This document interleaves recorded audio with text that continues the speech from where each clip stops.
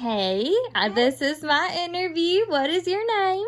I'm Dana Hannafin. I'm a kindergarten teacher assistant. Okay. So, what are the advantages to teaching online? Well, honestly, I'll find it hard to find an advantage. It's really hard to teach kindergarten online. It's really hard to keep kindergartners' attention in school, much less online. The only good thing about it, I guess, is that, we're not exposing them to COVID right now and they can do it from their own home. But I work in a Title I school, and lots of our kids don't have internet, so it's not working. We maybe have 5 kids that do their lessons because we put their lessons out on ClassWorks, which is like a Google Classroom, and we haven't gotten a lot of kids to turn in their work because they just don't have internet. Mm-hmm. So I don't know. I don't really know if I think there's an advantage to it. I don't think there is right now at this age. Okay, how is it affecting you teaching online? It's tough because we don't know how to do, we're having to be trained, we're having to watch PDs and getting trained on Google Chat and what we can and can't do with Zoom, and it's always changing. And then our principal, they can put parameters on it. They really don't want kindergartners doing it because of their age and the things that was happening. And they've just changed so much with Zoom. We've done like 2 updates. So that's been challenging for me because I grew up going to college when computers weren't even a thing. So that's been a real challenge, trying to learn how to use the computer to teach it, to try to teach the classes and do things online. How do you feel it is affecting the students learning online? Like, do you think it is making a positive impact or a negative impact? I think it's probably, at this point, more negative in my case because we have 18 kids in our class. 5 kids turn in work. 5 kids. I had a group of 10 kids, and the other teacher had a group of 10 kids that we tested once a week. Out of those 10 kids, I had 5 kids that I actually was able to test every week on a program called ESGI, where we just worked on sight, words, shapes, things kind of that they should know just to keep them, exposed to it.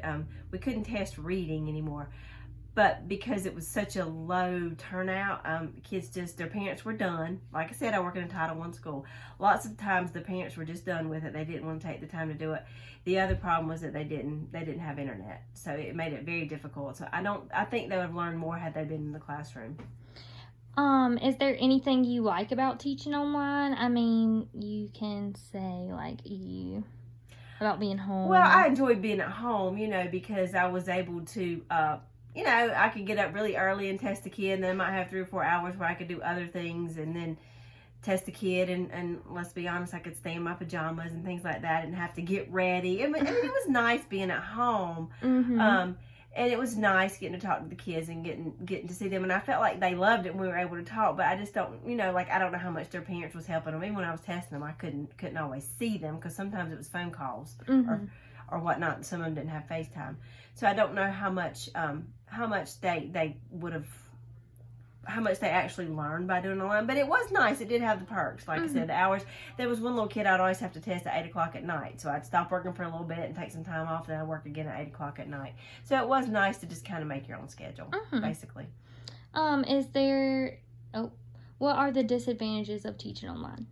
Well, I probably told you the disadvantage. Yeah. The major disadvantage is that a lot of the kids didn't do their work. I mean, we even had paper packets that we printed out and left them out by school that they could pick up. A lot of parents didn't, and that's the biggest disadvantage, that you really weren't able to teach and really touch on the things they really needed to touch on, hands-on stuff with math.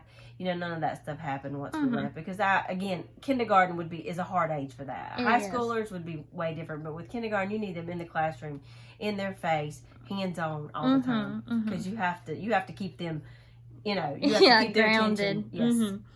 Yes. What resources have you found most helpful online?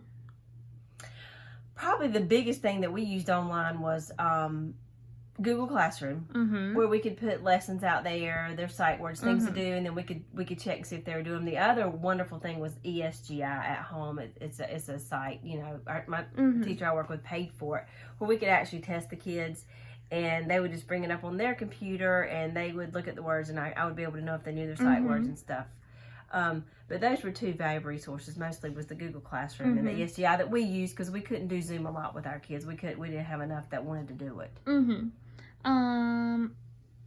How is the school system helping teachers transition during this time?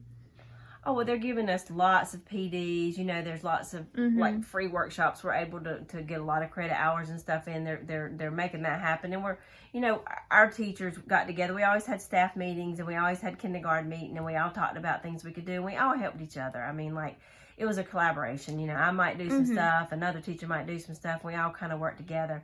And our principal was good to help us. And she did give us some training on some online stuff. It was just a lot at one time, you know, when you're not used to doing that. How is the school system helping students transition during this time?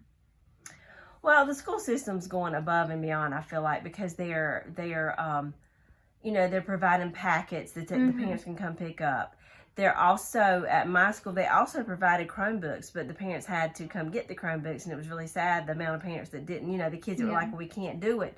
They didn't come get Chromebooks, but most of them was because they didn't have internet. You know, I'm at a Title I school again, and you know, it's the population's just, a lot of people don't have it.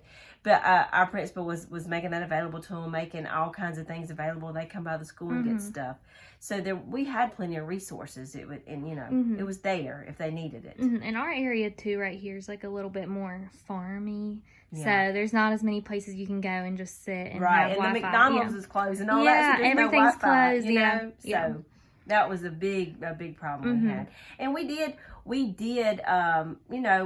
make contact with our kids every week, and she always sent out voicemails, our principal and stuff, to let them know. I mean, if they couldn't do it with a computer, they could do it by hand, you know, so we had resources, but it was tough because it's a learning curve this year for all of us. We've never done this before. All right, Miss Dana Hannafin, that was the last question. Thank you so much. All right, thank you so much, Miss Abby.